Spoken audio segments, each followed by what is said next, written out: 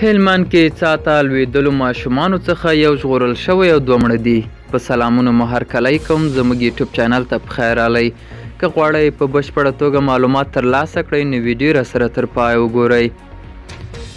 هلمند کې د طالبانو حکومتي چارواکي وایي چې د دغه ولایت په ګرمسیر ولسوالۍ کې دوه ماشومان په یوه څاه کې تر غورځېدو وروسته مړه شوي خو یو ژغورل شوی دی.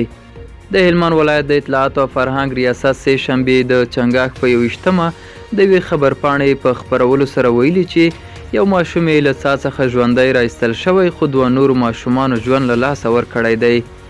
په خبرپاڼه کې راغلي دوه ماشومان او یوه ماشومه په څاه کې غورځېدلي ول چې د سیمې د خلکو په هلو ځلو دغه ماشومه له څاه څخه ژوندی راایستل شوې او اوس په روغتون کې تر درملنې لاندې ده.